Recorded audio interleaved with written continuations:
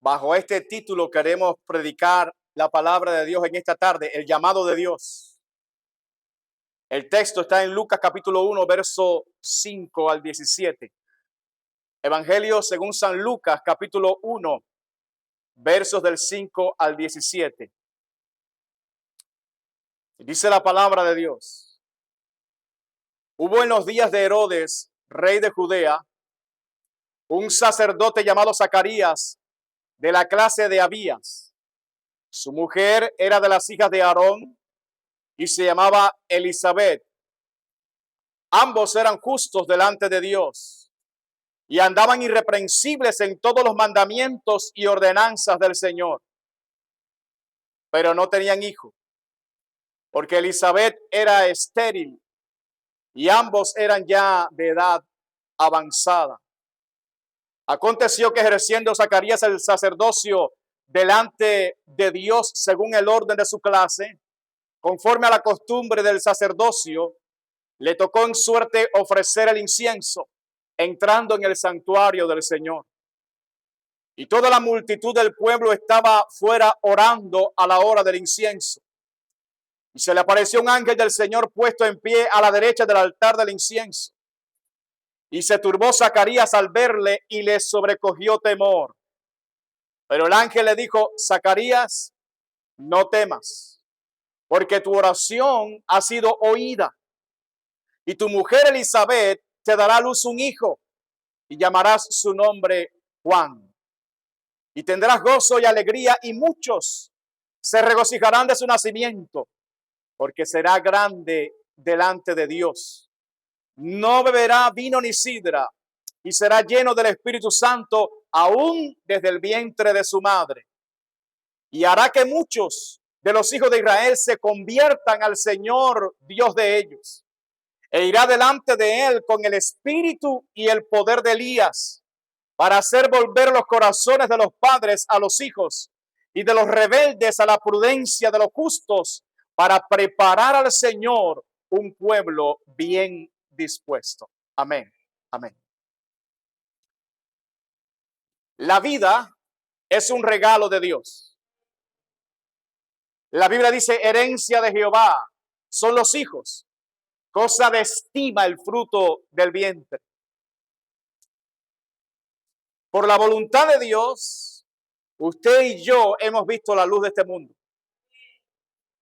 Estamos aquí porque Él tiene un propósito con cada uno de nosotros. Pero también es menester que todos sepamos que sin excepción, todos los seres humanos fuimos creados para darle gloria a Dios, para vivir una vida entera para la gloria de Dios. La Biblia dice: pues si coméis o bebéis o hacéis otra cosa, dice, hacedlo todo para la gloria de Dios.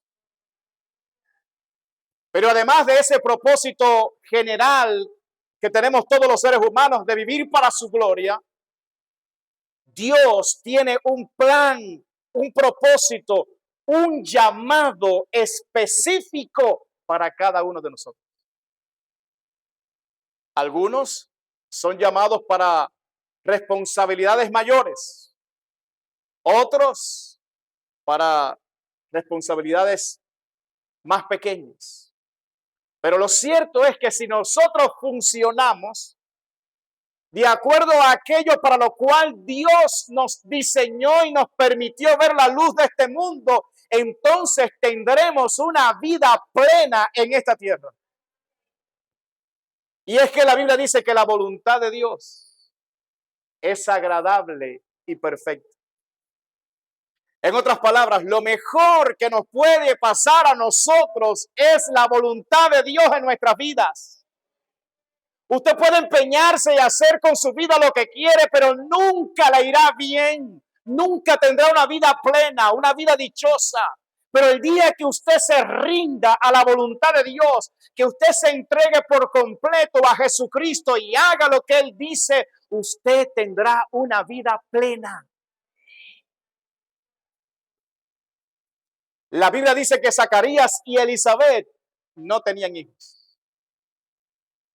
Y dice que los dos eran justos ante Dios, que andaban irreprensibles en todos los mandamientos y ordenanzas del Señor, a pesar de que Dios no les había dado el privilegio de tener hijos. En otras palabras, el no tener hijos no fue un impedimento para que ellos glorificaran a Dios. Porque ellos no servían a Dios por lo que Dios podía darle. Ellos no servían a Dios por algún interés. Ellos servían a Dios por lo que Él es. Ellos glorificaban a Dios por lo que Él es y no por lo que pudiera darles. Zacarías y Elizabeth sabían algo. Dios es digno de toda la gloria y de toda la alabanza, aunque nunca les diera el privilegio de tener un hijo. Pero como Dios tiene sus planes, porque Dios es soberano, porque Dios todo lo que quiere lo hace, en los cielos, en la tierra, en los mares, en todos los abismos. Entonces Dios decidió darle un hijo a ellos en la vejez. Por eso yo le digo a ustedes, hermanos, nunca se desalienten, nunca desmayen, porque usted no sabe en el momento en que Dios decida darle lo que usted tanto ha estado anhelando. No te desalientes, no desmayes, porque el Dios soberano hace lo que quiere, como quiere, cuando quiere. Y un ángel se le aparece a Zacarías y le dice que va a tener un hijo varón, cuyo nombre será Juan. Dice, pero este hijo no va a ser un hijo común, no, porque había sido escogido por Dios para una misión extraordinaria. Por eso el ángel le dijo, y tendrás gozo y alegría, y muchos se regocijarán de su nacimiento, porque será grande delante de Dios. Mis amados, es Dios quien escoge. Es Dios quien llama. Es Dios quien tiene un propósito y le da un propósito a nuestra existencia. Es Él quien decide si alguien será grande delante de Él o no, porque es soberano sobre toda su creación. Pudiéramos preguntar, ¿y qué hizo Juan para recibir un llamado tan grande? Absolutamente nada. Absolutamente nada. Ni siquiera había nacido. Ni siquiera. Es que no depende del que quiere ni del que corre, sino de Dios que tiene misericordia. Y cada uno de los que estamos aquí, hermanos, tenemos un llamado específico de parte de Dios para nuestras vidas. Por lo tanto, haremos bien en estar atentos en ver cómo funcionó el llamado divino en Juan para sacar algunas lecciones de nuestro llamado específico que Dios nos ha hecho. De esto estaremos hablando en el día de hoy con la gracia del Señor. ¿Y cuál era ese llamado de Juan? Porque el ángel dijo que sería grande delante de Dios. Vamos a echar un vistazo, hermano, a lo que Dios le dijo a una criatura que ni siquiera había venido a la existencia. Dice, y será lleno del Espíritu Santo aún desde el vientre de su madre. Y hará que muchos de los hijos de Israel se conviertan al Señor Dios de ellos. E irá delante de él, es decir, irá delante de Dios con el espíritu y el poder de Elías para hacer volver los corazones de los padres a los hijos y de los rebeldes a la prudencia de los justos, para preparar al Señor un pueblo bien dispuesto. Juan tendría la responsabilidad de preparar a la nación de Israel para la primera venida de Cristo a esta tierra. Después de 400 años de silencio, Juan sería la primera voz profética de parte de Dios que Israel escucharía. El último profeta había sido Malaquías. Y desde Malaquías hasta Juan pasaron 400 años. Y Dios no levantó a ningún profeta en 400 años. Pero ahora viene con un plan de levantar a este niño llamado Juan, gloria a Dios, como el último de los profetas que hablaría acerca del Mesías. Israel, amados hermanos, estaba siendo ocupado por el Imperio Romano. La escena religiosa de Israel estaba dominada por los escribas y los fariseos, cuya característica principal Cristo dijo que era la hipocresía. El pueblo andaba en tinieblas, hermanos. La nación de Israel estaba francamente en crisis. Pero para esa hora de crisis, Dios tenía un profeta. Para la hora de crisis, Dios tenía preparado un profeta. Un profeta que dice que haría que muchos de los hijos de Israel se convirtieran al Señor Dios de ellos.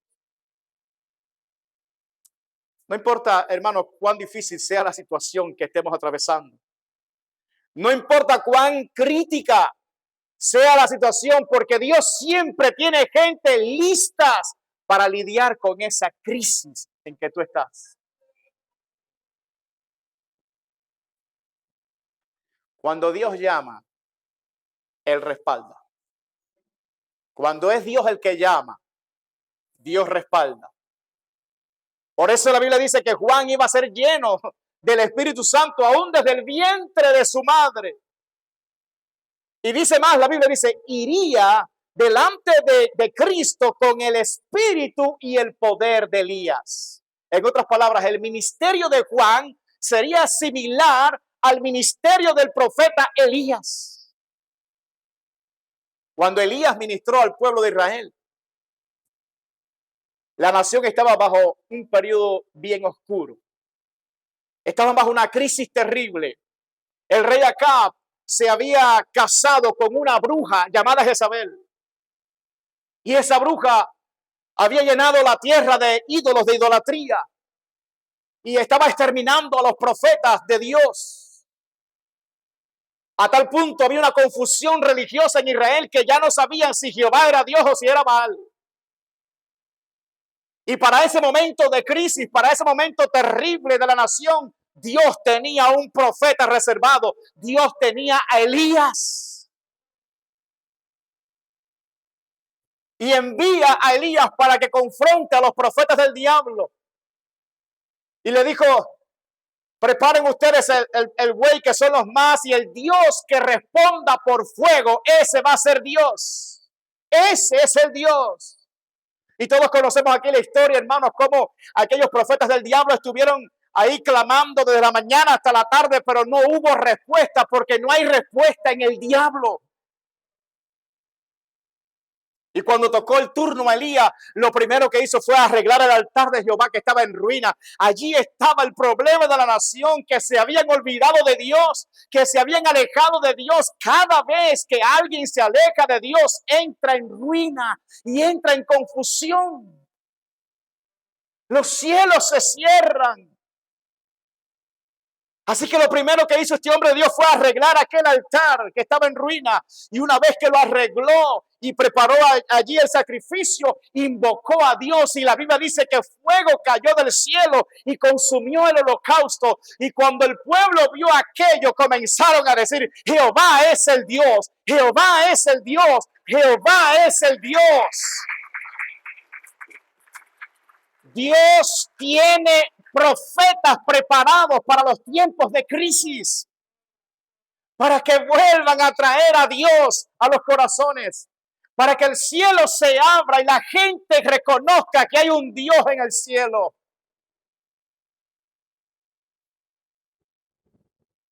Ahora le tocaba el turno a Juan el Bautista.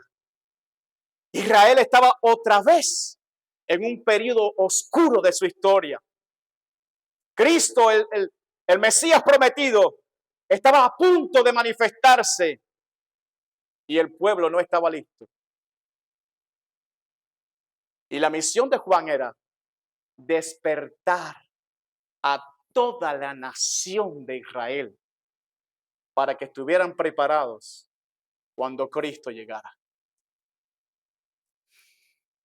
Tenía que preparar un pueblo bien dispuesto para el Señor.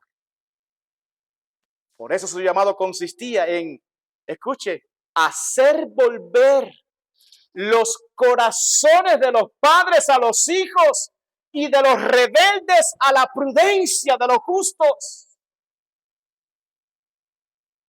Menuda tarea la de este hermano. Pero por eso fue ungido con el poder del Espíritu Santo. Porque esta obra no se puede hacer con las fuerzas humanas. Esta obra no depende de la sabiduría humana. Hacer que un corazón rebelde se rinda a Dios, ningún hombre lo puede hacer. No es con ejército, no es con fuerza, mas con mi espíritu, ha dicho Jehová. Por eso fue ungido con el Espíritu Santo, lleno del Espíritu Santo, aún desde el vientre de su madre. Para eso es el poder del Espíritu, para hacer que los corazones de piedra se vuelvan a Dios. Mis amados, cuando usted estudia el ministerio de Juan el Bautista, usted no encuentra ningún milagro físico en ese ministerio. Usted no encuentra que Juan el Bautista sanó a nadie de sus enfermedades. Usted no encuentra que Juan el Bautista echó fuera demonios. No lo encuentra. Pero encuentra un milagro más grande que ese. Encuentra una señal más grande que ese. Y es que miles y miles y miles del pueblo de Dios se volvieron a su Dios. Se arrepintieron de sus pecados a la predicación de Juan el Bautista. ¿Qué milagro puede superar eso? Que los corazones rebeldes se rindan a Dios. El llamado de Juan era a la conciencia de toda una nación. Hacía 400 años que Israel no escuchaba la voz de un profeta auténtico de Dios. Y Juan fue escogido para romper un silencio de 400 años. Y su misión era muy clara: hacer volver los corazones de los padres a los hijos y de los rebeldes a la prudencia de los justos. Ese era el llamado de Juan el Bautista. Y eso no se puede hacer con un mensajito de victoria y de bendición y prosperidad que se predica hoy. Así no se hace que los corazones rebeldes se vuelvan a Dios. No, el mensaje de Juan era: arrepiéntanse, generación de víboras, hagan frutos dignos de arrepentimiento antes que llegue el día de la ira grande de Dios.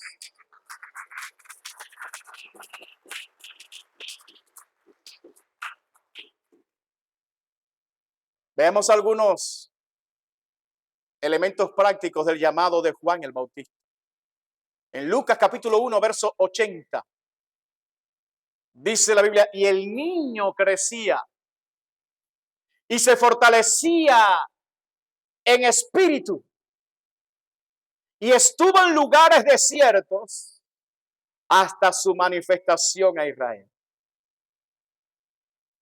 Desde niño, Juan sabía que tenía un llamado divino. Por eso no buscó fortalecer su cuerpo, sino su espíritu. Su espíritu. Su misión era espiritual. Por eso buscó las cosas espirituales. Y no tenemos nada aquí contra el ejercicio físico, corporal, pero más importante que eso es fortalecer nuestro espíritu. La Biblia dice que busquemos las cosas de arriba, donde está Cristo sentado a la diestra de Dios.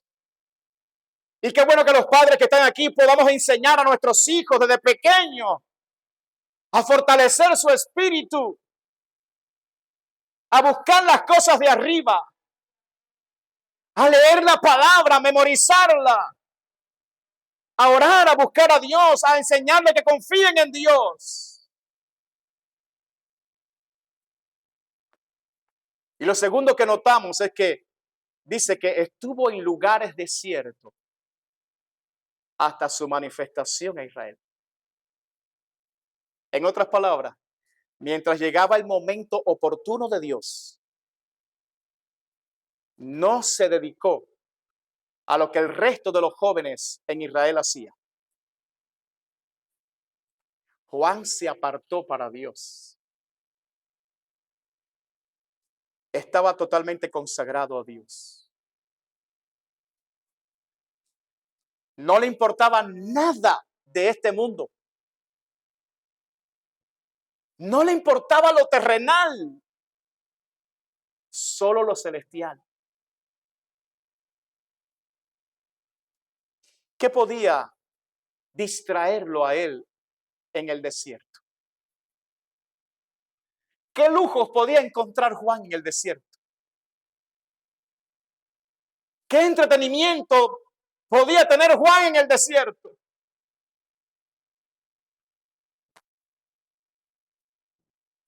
Absolutamente nada.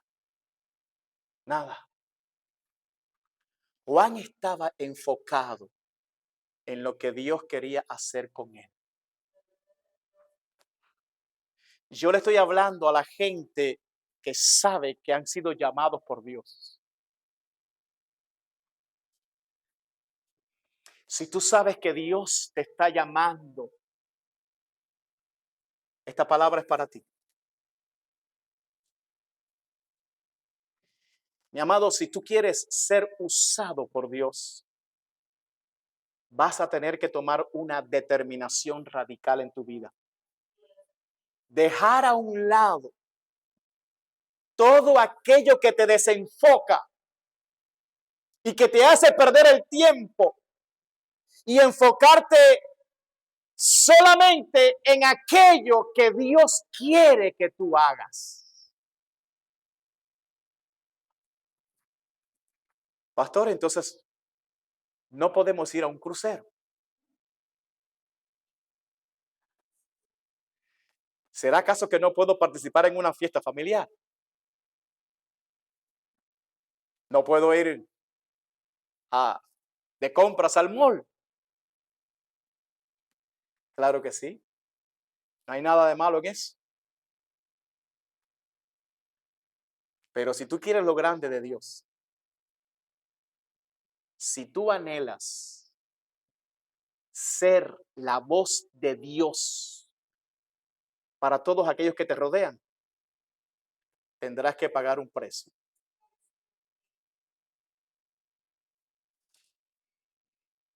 Cuando los jóvenes de su época estaban en el mall, Juan estaba en el desierto. El precio será estar más tiempo con Dios que con los hombres. Jesús dijo, cuando ores, entra en tu aposento Y cerrada la puerta, dice, ora a tu Padre que está en secreto. Y tu Padre que ve en lo secreto te recompensará en público. Dios recompensa en público a aquellos que pasan tiempo con Él en el secreto.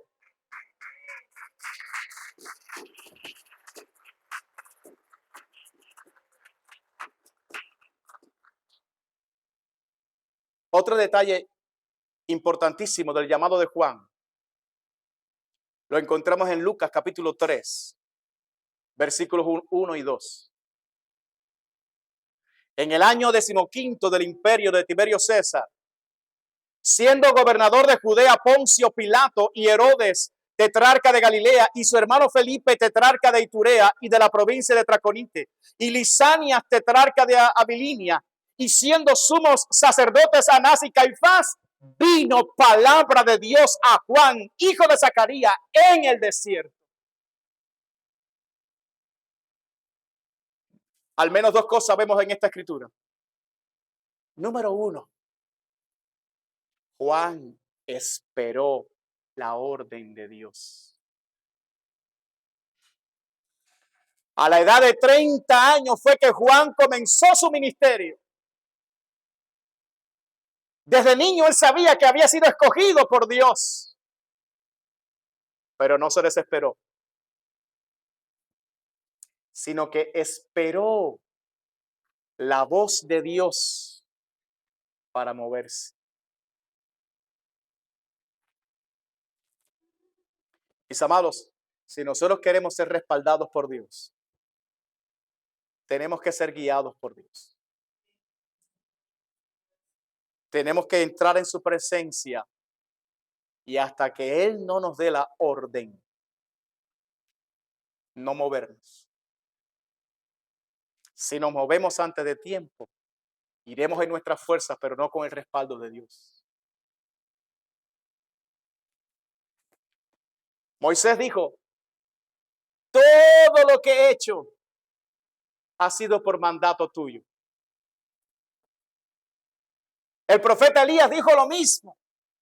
Todo lo que ustedes ven que yo he hecho aquí ha sido por mandato de Dios. Los apóstoles se movieron por la voz del Espíritu Santo. Felipe el diácono también fue guiado por esa voz. Mis amados, todos los que se movieron por la voz de Dios fueron respaldados por Dios. Si tú quieres que Dios se mueva contigo, espera que Él te dé la orden. Y lo segundo que notamos en esta escritura es que Dios pasó por alto a gente que estaba bien encumbrada y escogió a un desconocido. Dios pasó por alto al emperador Tiberio César. Pasó por alto al gobernador Poncio Pilato. Desechó a los tetrarcas Herodes, Felipe y Lisanias. Incluso desechó a los sumos sacerdotes Anás y Caifás para revelar su palabra a Juan, hijo de Zacarías, en el desierto. Dios desechó a todos los que estaban en los grandes palacios. Desechó a los que tenían vestiduras delicadas. Desechó a los que tenían renombre para mostrar su palabra a un desconocido que estaba vestido de pelo de camello con un cinto de cuero alrededor de sus lomos y que se alimentaba de langosta, es decir, grillos y miel silvestre. Quizás alguno aquí dice, pastor, pero yo no tengo estudios teológicos. No tengo dinero. Nadie me conoce. Yo no tengo conexiones con nadie. Mi hermano, lo único que tú tienes que tener es la presencia de Dios. es lo único que importa. Porque Moisés dijo, si tu presencia no ha de ir con nosotros, oh Dios, no nos saque de aquí. Lo entendió claro Moisés. David tuvo muchas características, fue descrito, dice que era prudente en sus palabras, era hermoso, varón de guerra, pero había una característica que superaba a todas. Dice, Jehová estaba con él. Jehová estaba con él.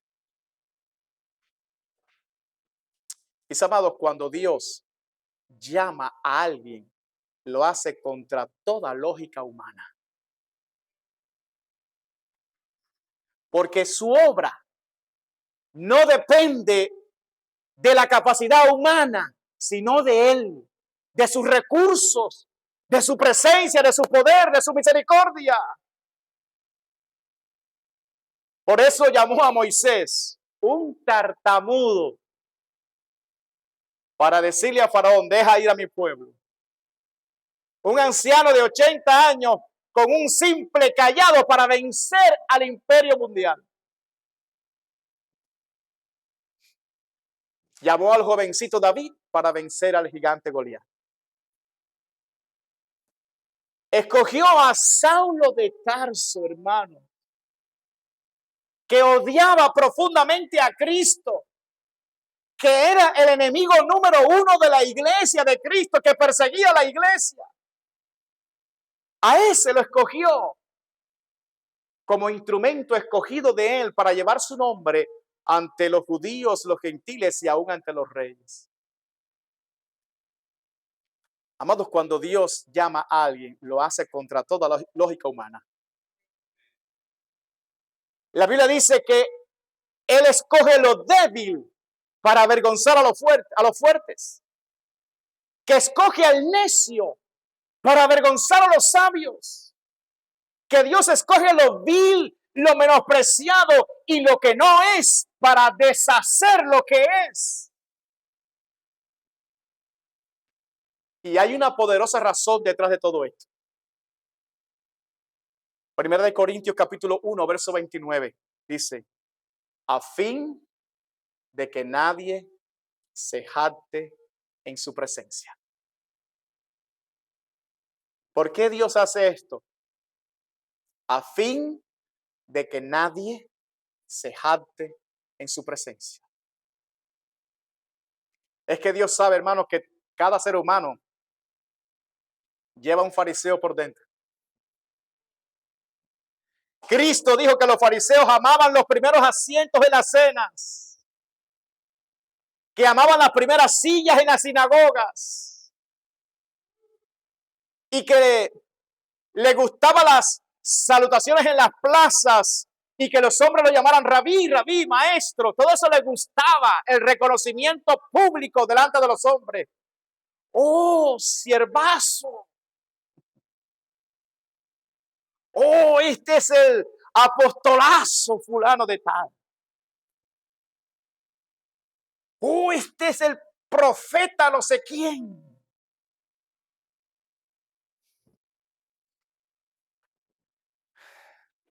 Por eso Dios llama a los que no son nada para que no se jacten.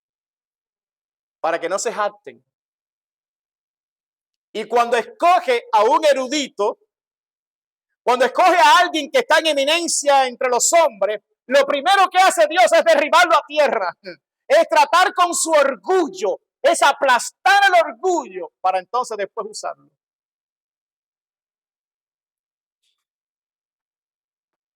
Ahí tenemos, bueno, el caso de Saulo de Tarso, ustedes conocen. ¿Y qué tal el profeta Isaías? Quizás el hombre más íntegro que había en la nación de Israel en ese tiempo, el hombre más santo, el más respetado desde su época. Y Dios le da una visión y le muestra el cielo y le muestra a Dios sentado en su trono. Y cuando ese hombre tuvo esa visión, la Biblia dice que ese hombre pegó un grito y dijo: ¡ay de mí, que soy hombre muerto! Porque siendo un hombre de labios inmundos y habitando en pueblo de labios inmundos, han visto mis ojos al Rey. Le dio esa experiencia para que no se creyera cosas y entendiera su condición. No eres nada, tú eres inmundo.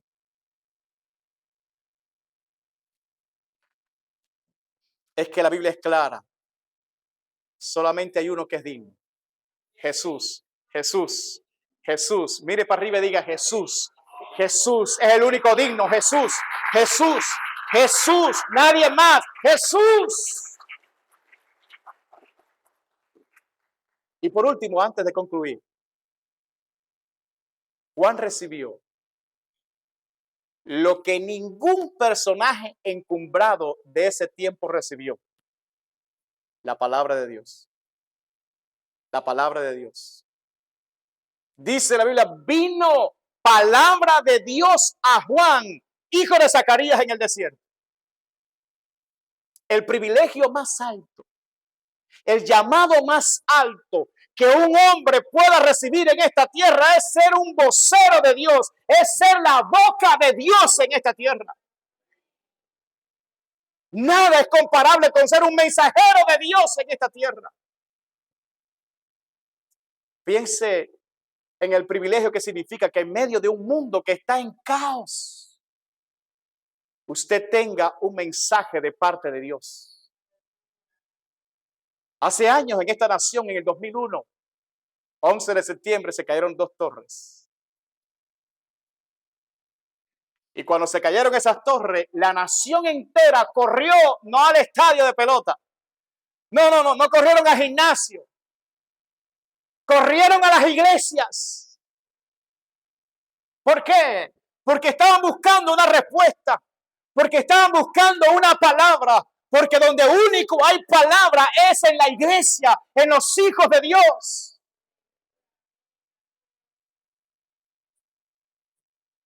Es que la palabra de Dios es viva, es eficaz. Es que la palabra de Dios produce vida, produce esperanza en el corazón, produce fe en todo aquel que la escucha. La Biblia dice que el apóstol Pablo fue apresado y llevado a Roma. Y cuando iba a Roma en un barco, hace 2000 años atrás, imagínense, en un barco, amados hermanos, dice que en medio del mar les atrapó una tormenta terrible, un viento contrario llamado Euroclidón, un ciclón en medio del mar con un barquito de hace 2000 años atrás. Imagínense. Y la Biblia nos dice, amados hermanos, que no vieron la luz del sol ni de las estrellas por muchos días, que perdieron toda esperanza de salvarse. Oiga bien, no habían comido por muchos días y creyeron que iban a morir allí en medio del mar con aquella tormenta terrible. Y cuando todos perdieron la esperanza de vida,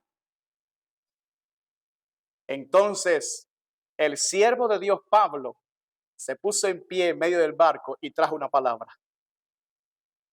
Hechos capítulo 27, verso 22, dice: pero ahora os exhorto a tener buen ánimo. Oiga, hermano, en medio de una tormenta terrible, habían perdido la esperanza de vivir.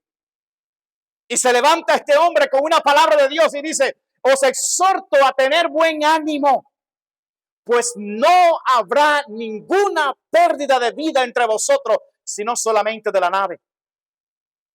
Porque esta noche ha estado conmigo el ángel de Dios, del Dios de quien soy y a quien sirvo, diciendo: Pablo, no temas, es necesario que comparezcas ante César. Y aquí Dios te ha concedido todos los que navegan contigo. Por tanto, oh varones, tened buen ánimo, porque yo confío en Dios que será así como se me ha dicho. Ser portador de un mensaje de Dios en medio del caos y de la desesperación es un altísimo privilegio. Los cristianos somos la boca de Dios para este mundo. Nosotros somos embajadores de Cristo. Nosotros comunicamos a este mundo la voluntad de nuestro Rey.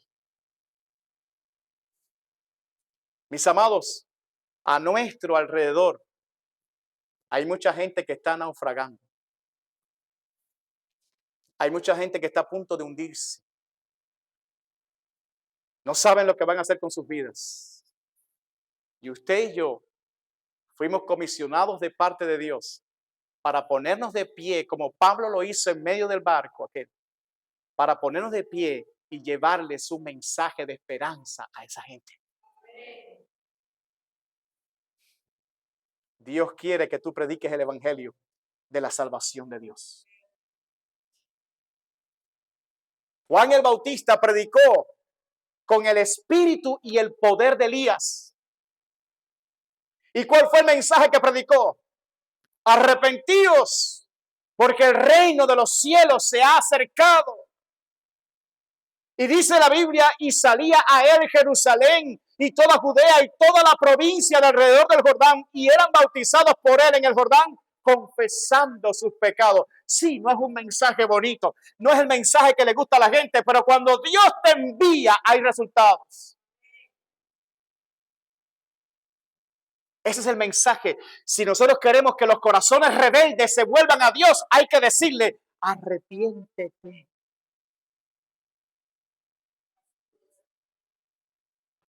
La iglesia también ha sido llamada a predicar el mismo mensaje de Juan el Bautista. Lucas 24:47 dice, y que se predicase en su nombre el arrepentimiento y el perdón de pecados en todas las naciones, comenzando desde Jerusalén. Si tú eres cristiano, ¿cuántos cristianos hay aquí? Tú has sido llamado a predicar el mismo mensaje que predicó Juan el Bautista. El mensaje del arrepentimiento. Párate como Pablo en ese barco y sé la voz de Dios para tu familia. Sé la voz de Dios para tus vecinos. Sé la voz de Dios para los compañeros de trabajo y de estudio. Y dile, arrepiéntanse, porque el reino de los cielos se ha acercado. Arrepiéntanse.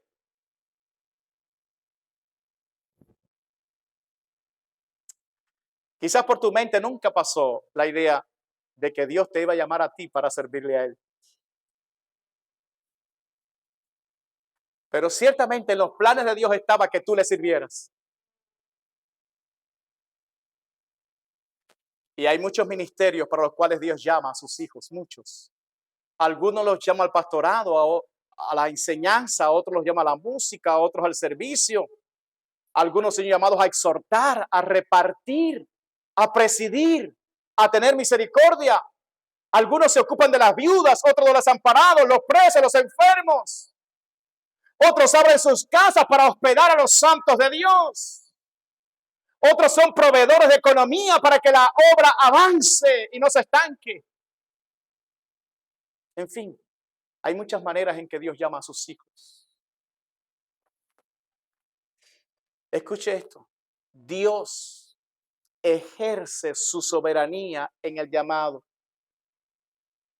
pero espera que usted y yo seamos responsables con nuestro llamado. Y yo quiero concluir diciendo lo siguiente. Hay un llamado divino para todos los seres humanos. Un llamado divino para todos los seres humanos. Hechos capítulo 17, versos 30 y 31. Pero Dios, habiendo pasado por alto los tiempos de esta ignorancia, ahora manda, escuche, no sugiere, dice, ahora manda a todos los hombres en todo lugar que se arrepientan, escuche, que se arrepientan, por cuanto ha establecido un día en el cual juzgará al mundo con justicia por aquel varón a quien designó, dando fe a todos con haberle levantado de los muertos. Estamos hablando de Cristo. Es decir, que hay un día en el calendario de Dios en el cual Jesús juzgará a todos los seres humanos. Por eso Dios ahora manda a todos los lugares, a todos los hombres, en todo lugar, que se arrepientan. ¿Por qué? Porque ha decidido pasar por alto los tiempos de la ignorancia. Dios quiere que usted se arrepienta. Dios quiere que usted venga a Él antes de que sea tarde. Cristo está por volver. Y tenemos que preparar un pueblo bien dispuesto para la venida de Cristo, que la gente esté preparada para la segunda venida de Cristo. Y la única manera de hacer eso es hacer lo mismo que hizo Juan el Bautista, es predicar el mismo mensaje, es decirle a la gente, arrepiéntanse de su pecado, porque hay un día en el cual Dios los juzgará. Hoy es día de arrepentimiento. Pero también es un día en que tú valores que Dios te ha hecho un llamado. No descuides el llamado de Dios que hay en ti. Sé responsable con el llamado que Dios ha hecho a tu vida.